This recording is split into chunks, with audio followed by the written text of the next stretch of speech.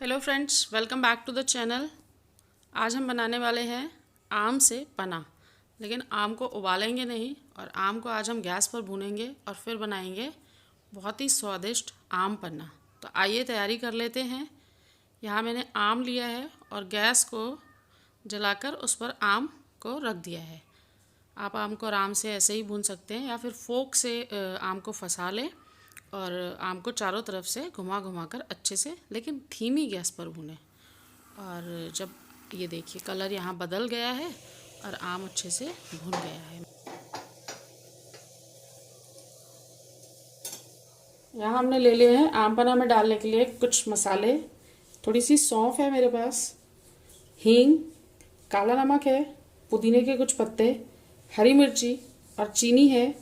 ये भुना जीरा, सफ़ेद नमक और लाल मिर्ची, नमक और चीनी, इनको आप अपने हिसाब से एडजस्ट कर सकते हैं। तो चलिए अब आम को छील लेते हैं। अच्छे से भुना हुआ आम है, आसानी से उसका छिलका जो है निकल जाता है, कोई दिक्कत नहीं होती है। ये देखिए बहुत ही जल्दी छिल गया है और मैंने काट लिया है आम को छोटे टुकड़ों में। और अब हम डालते हैं एक मिक्सी के जार में अपनी सारी सामग्री। और सबसे पहले डालेंगे हम यहाँ पर आम। आपके साथ ही जो बाकी मसाले थे वो भी हम डाल लेंगे, जैसे हरी मिर्ची, सौंफ, लाल मिर्ची, नमक, जीरा पाउडर और यहाँ चीनी भी डाल रही है साथ में मैंने।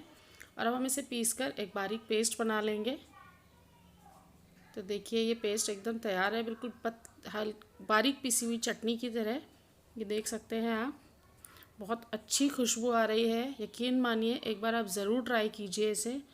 और ये हमारा कॉन्सेंट्रेट तैयार है। आप चाहें तो इस तरीके से बनाकर 15 से 20 दिन तक अपने फ्रिज में आराम से रख सकते हैं। तो जब भी आपको आम पन्ना तैयार करना हो तो आप कॉन्सेंट्रेट को निकालिए और एक ग्लास में लगभग 2 चम्मच के आसपास डालिए। ये देखिए मैंने यहाँ 2 चम्मच अपना जो आम पन्ना का कॉन्सेंट्रेट है उसको डाल दिया है। और साथ ही डाल दिया है पानी, चिल्ड वाटर है, बर्फ़ डाल दीजिए आप।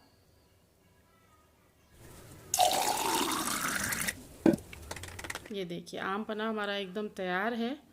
तो दोस्तों, अगर आपको ये रेसिपी पसंद आई हो तो अपने दोस्तों के साथ शेयर कीजिए और वीडियो को लाइक, चैनल को सब्सक्राइब कर लीजिए। ये देखिए बहुत ही सुंदर लग रहा है, बहुत ही रिफ़्रेशिंग ड्रिंक है और आपको गर्मी में लू से और डायरिया से बचाती है, क्योंकि आम को हमने भून लिया था। तो चैनल को सब्सक्राइब कर लीजिए और फिर मिलेंगे एक नई रेसिपी के साथ। तब तक के लिए खुश रहिए, स्वस्थ रहिए, मुस्कुराते रहिए। बाय।